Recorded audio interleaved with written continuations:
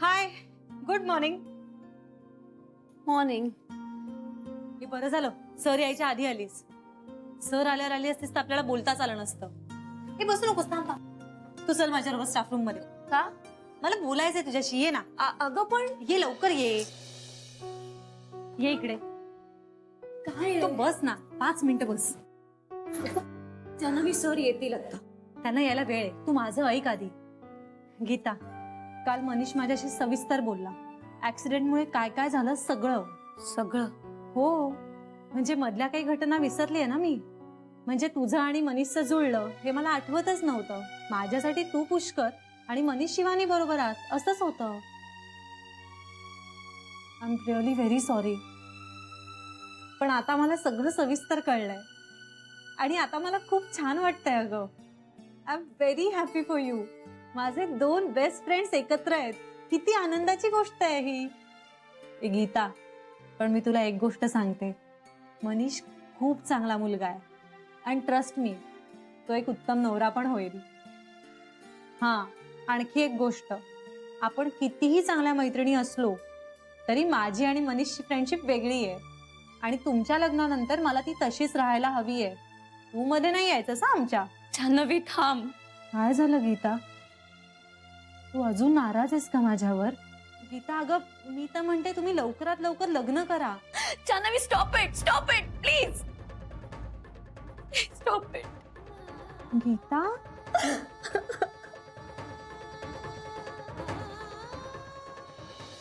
Manish, thank you so much यार.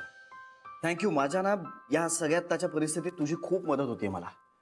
म्हणजे आपल्याला बऱ्याचदा समोर बसून शांतपणे ऐकणारा किंवा तटस्थपणे विचार करणारा कोणीतरी हवा असतो. आत्ता माझ्यासाठी तो माणूस तू आहेस. Thank you so much. नाही अरे, तू का थँक्स म्हणतोयस? तूही माझ्यासाठी खूप केलंयस रे. आणि Jahnavi is part of my life. अरे तिच्यामुळेच तर गीता आणि मी मनीष, हा? अरे काय झालं? बघितलंस, हे असं होतंय माझं. मी माझ्या व्यापात इतका अडकलोय ना की तू माझ्या समोर बसलायस. तू कुठल्या तरी कारणामुळे अपसेट आहेस हे कळायला मला किती वेळ लागला बघ. I am being just so selfish. I am so sorry. No असं नाहीये काही श्री. मनीष प्लीज मला सांग, नक्की काहीतरी प्रॉब्लेम आहे? अरे श्री, मला नक्की माहिती नाहीये काय झालंय ते. सो मे बी मला नीट सांगताही येणार नाही. पण गीताचं काहीतरी बिनसलंय रे. विचित्र वागतेय ती. म्हणजे हल्ली बऱ्याचदा ती माझे कॉल्स घेत नाहीये. मी SMS केले तर त्याचा रिप्लाय देत नाहीये. खूप मेसेज केल्यानंतर एखाद्या मेसेजचा तुटक रिप्लाय देते बस. पण म्हणजे भेटल्यानंतर काही बोलते का? भेटतच नाहीये रे ती मला. वेळ नाही असं सांगते. ओके. म्हणजे श्री हे बघ, मी तिच्यावर कुठलाही आरोप करत नाहीये खरंच. पण मलाच उगाच असं वाटतंय की तिला माझ्याशी बोलायचंच नाही. मनीष, अरे असं कसं असेल? कदाचित खरंच बिझी असेल ती. इतकी 2 मिनिटं बोलता येणार नाही इतकी बिझी असेल ती. बरं ठीक आहे, ती बिझी असेल, मी नाही म्हणत नाहीये. पण मग कशात बिझी आहे एवढं तर मला सांगू शकते ना ती. मी कुठे तिला काही बोललोय ज्यामुळे ती हर्ट झालीये काही कळत नाहीये. आणि समजा असं काय असलं तर? हे बघ मनीष, तू आता फक्त अंदाज बांधतोयस. तू एक काम कर, तुझ्या डोक्यात जे काही विचार आहेत ना ते जरा आधी नीट सॉर्ट आउट कर. म्हणजे मग तुला कळेल की त्याच्याशी काय बोलायचंय, कसं बोलायचंय. पण बोला तुम्ही दोघं, नाहीतर सरळ बँकेत जाऊन धडक. आणि मला असं वाटतं की आत्ता ना तिनं सुद्धा थोडंसं समजून घेतलं पाहिजे. कळतंय का? हो कळतंय ना. बरं मी येऊ? नाही, मी उगाच माझे पर्सनल विषय ऑफिसमध्ये बोलून ऑफिसचा वेळ वाया घालवतोय. मनीष, सॉरी. अरे मनीष, अरे ऐक.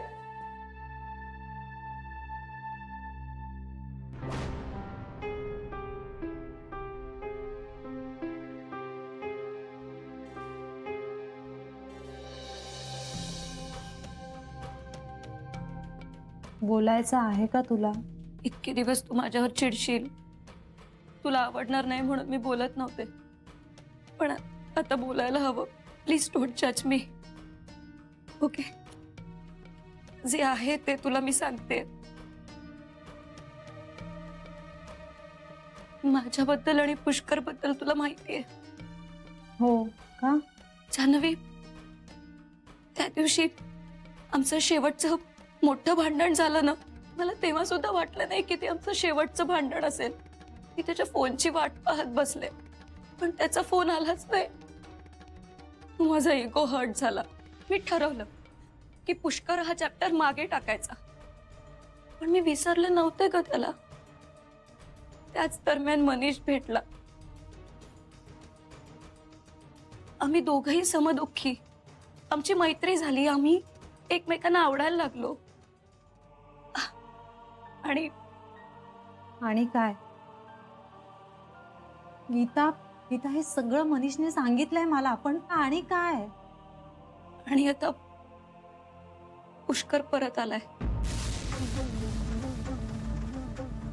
त्याने माझी माफी मागितली. त्याला माझ्याशी लग्न करायचंय. तो माझ्याशिवाय राहू शकत नाही. काय? मग आता? मला कळत नाहीये जान्हवी. मला मला खरंच कळत नाहीये.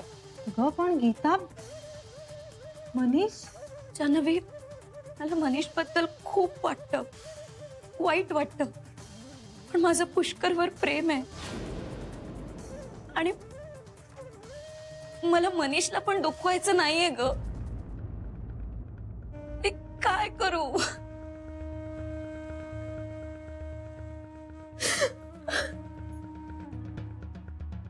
काय होत बसलंय?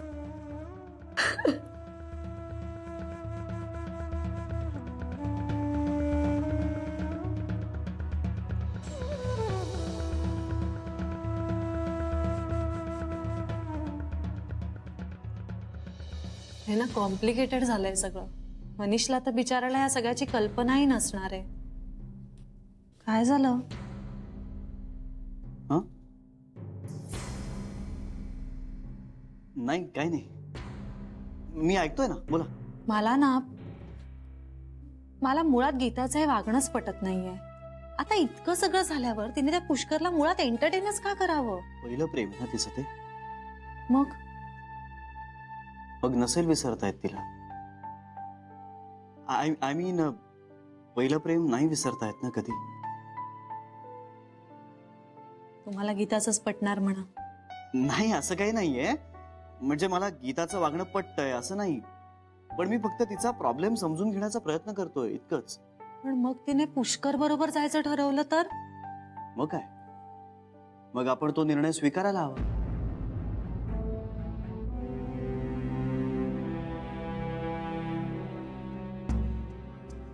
असं कसं? पण मग मनीषचं काय होणार? आधी शिवानी त्या बिचाऱ्याशी असं वागली आणि आता गीता. तो बिचारा खूप चांगला आहे, मग हे त्याच्याच बाबतीत का होतं असं? जान्हवी, ऐका माझं. अहो, एवढ्या हायपर होऊ नका, शांत व्हा ना. ऐका माझं. नाही, मला नाही चालणार गीता त्याच्याशी असं वागलेली. मुळात मनीषने तिच्या बाबतीत असं केलं असतं ना, तरी सुद्धा मला नसतं चाललं. एकदा एक गोष्ट ठरवली ना, नातं जोडलं ना, मग समोरचा माणूस त्या माणसाकडे अपेक्षेने बघायला लागतो. त्याच्या भरोशावर भविष्याची काही स्वप्न रंगवायला लागतो. मग एक दिवस अचानक त्याला सांगणार हे असं नाही होणार. मग त्याने काय करायचं? नाही, तुम्ही मला सांगा ना, हे बरोबर आहे का नाही? बरोबर आहे तुमचं. पण कधी कधी सगळ्या गोष्टी आपल्या हातात नसतात ना. म्हणजे कधी कधी आपला पार्टनर आपल्या बरोबर असूनही आपल्या बरोबर नसतो. मग पार्टनर चुकला असंच म्हणायला हवं ना. लगेच इतकं टोकाला जायची काही गरज नसते. अचानक असं अर्ध्या वाटेत सोडणाऱ्या पार्टनरचं चुकलेलंच असतं. प्रत्येक वेळी फक्त चूक आणि बरोबर अशा दोन शब्दांमध्येच गोष्टी विभागता येत नाहीत. त्या पलीकडे बऱ्याच गोष्टी असतात. There are many things which are beyond our control. पण मग गीताच्या बाबतीत बियॉन्ड कंट्रोल असं काय आहे? I am sorry. कशाबद्दल? नाही, मी आता गीताबद्दल नव्हतो बोलत.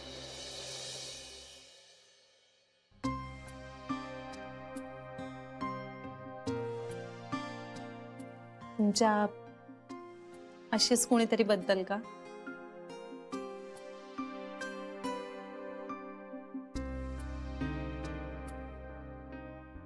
सॉरी, मला जजमेंटल व्हायचं नाहीये, पण मला मुळात हे पटतच नाही आणि मला माहिती आहे तुम्हाला नाही पटणार. पण आपण एकसारखा विचार नाही करत. अहो पण एकत्र असणं म्हणजे एकसारखा विचार करणं असं नाही ना. आपण वेगवेगळ्या पद्धतीने विचार करतो तरीही एकत्र आहोत. यात तर खरी गंमत आहे. यामुळे ना आयुष्याकडे बघण्याचा एक वेगळा दृष्टिकोन मिळतो आपल्याला. मला खूप आवडतं असं. काहीही या, मुळात आपण एकत्र कुठे आहोत? म्हणजे आत्ता आहोत ना आपण एकत्र. ओह, तसं. मग तुम्हाला कसं वाटलं?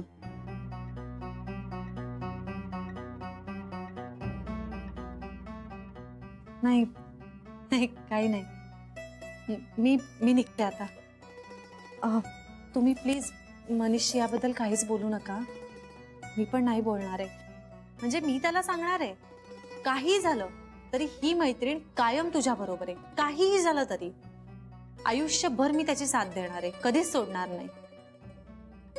तो माझा बेस्ट फ्रेंड आहे आणि आयुष्यभर राहील. हो, माहितीये मला, मान्य आहे.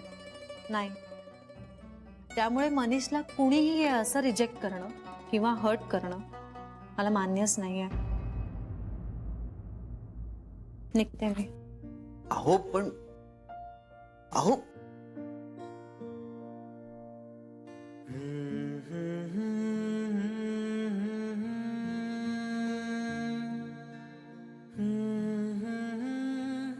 तुझ्या आयुष्यातल्या प्रत्येक माणसावर तू किती इंटेन्स प्रेम करते जान्हवी. किती पॅशनेट असतेस तू. प्रत्येक नातात प्युरिटी असते, क्लॅरिटी असते. तुझं सगळं ठरलेलं असतं. नात्यात गोंधळ नसतो. गोंधळ नसतो तुझ्या डोक्यात. किती वेळा प्रेमात पडू मी तुझ्या, पुन्हा पुन्हा, किती वेळा.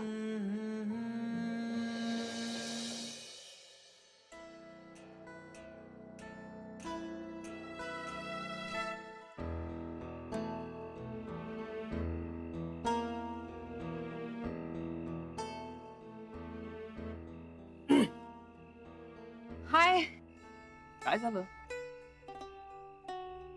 हाय. कसा आहेस? उत्तम. नक्की बरा आहेस ना मनीष? एकदम पेट. काय झालं, तू असं का विचारतेस? असं सरे, चौकशी केली. पण काय एकदम अचानक चौकशी? अरे का, असं काही नाही. मला असं अचानक लक्षात आलंय की गेले काही दिवस आपण माझा ऍक्सिडेंट, माझा आजारपण, माझं बदललेलं वागणं ह्याबद्दलच बोलतोय. तू कसा आहेस याची चौकशीच केली नाही मी. बोलणंच नाही झालं आपलं. हे ठीक आहे ग. आणि तसंही माझ्याबद्दल बोलण्यासारखं काहीच नाहीये. आणि जर असेल तरी प्लीज बोला माझ्याशी. मी आहे. नक्की बोलेन. पण खरंच असं काही नाहीये.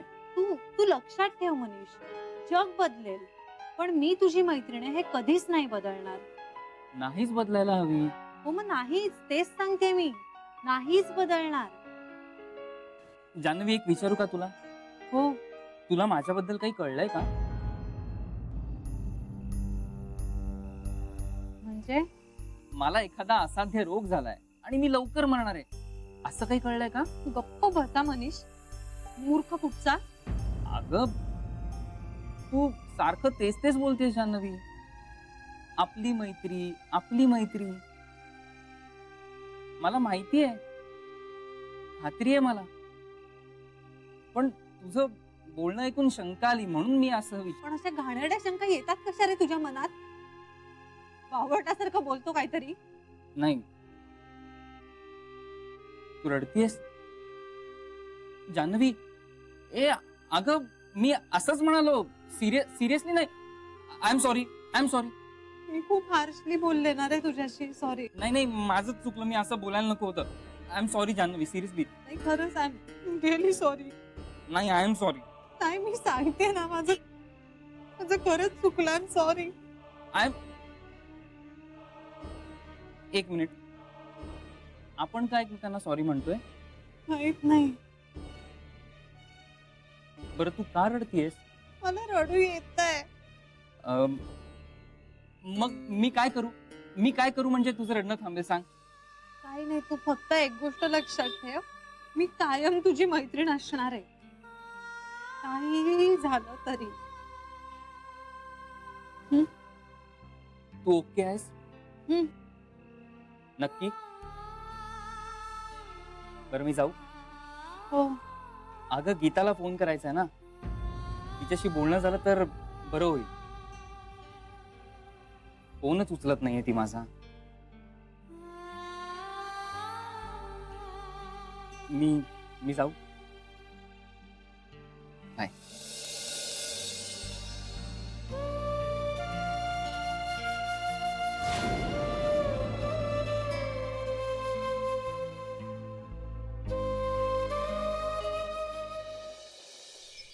हे तेल एवढं तडतडते का? काय माहिती, पाण्याचा थेंब पडला असेल तेलात. 2 दिवस घरात काय केलं यांनी कुणास ठाऊक. मस्त वास येतो. काय तिखटा मिठाच्या पुऱ्या वाटतं. ओवा जास्त घाला सर, थंबीच येतोय. नाही नाही, अजिबात किचन मध्ये पाय टाकायचा नाहीये. केवढा पसारा करून ठेवला होता. 2 दिवस आवरता आवरता कंबरडी मोडली आमची. दोघांनी यायचं नाहीये स्वयंपाकघरात. आणि भाऊजी, आम्ही आलो तेव्हा नेमकं काय करत होता तो तुम्ही? ऍक्च्युली आम्ही असं सगळं घर लख्ख करून ठेवणार होतो, चकाचक. हो तर पण तुम्हीच 3-4 तास लवकर आलात, मग आम्ही काय करणार? आणि नंतर तुम्ही काही बोलूच दिलं नाही. बरं असू दे, तुम्ही तिघे एकटे राहिलात, काही अडचण नाही ना आली घरी? अडचण काही नाही. मला एक सांगा, मी जास्त चांगला कुक आहे का दादा? चला पुऱ्या व्हायच्या. ऐका ना, सांगा ना, या घरात आई नंतर उत्तम कुक कोण आहे, मी का दादा? नाही, जान्हवी. जान्हवी छान स्वयंपाक करते. अगं आत्ता घरात असलेल्यांपैकी विचारतोय का मी? अच्छा अच्छा, असं होय. मग वहिनी. वहिनी तू हसू नकोस. खरं सांग.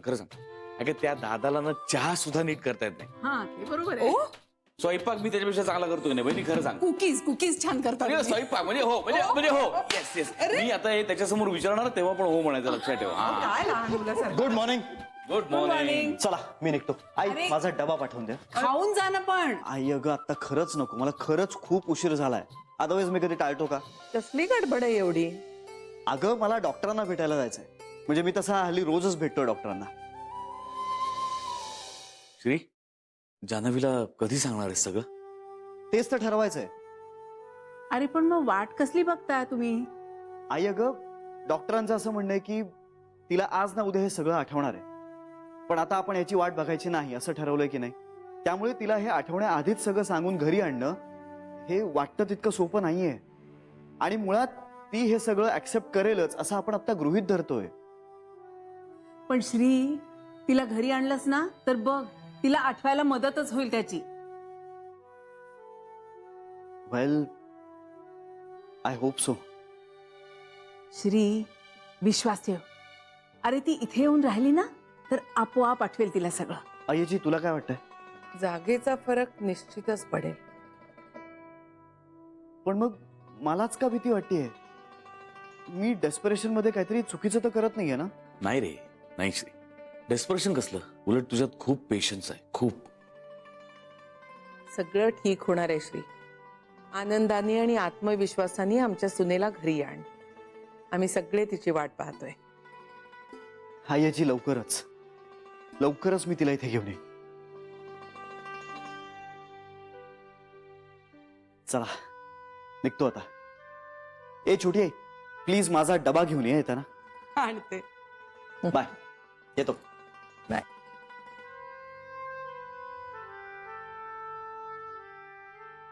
श्रीच्या समोर बोलता नाही आलं मला, पण मला नाही म्हटलं तरी टेन्शन आलंय. म्हणजे जिन्याची पुढची पायरी अचानक दिसेनाशी होते ना, पाय टाकायचा का नाही टाकायचा कळतच नाही, तर तसं झालंय काहीतरी. हा म्हणजे तशी थोडी भीती मलाही वाटतेय. मलाही. आपण पाय टाकावा, पण कठड्याचा हात सोडू नये. सगळी खबरदारी घ्यायची. सगळं नीट होईल.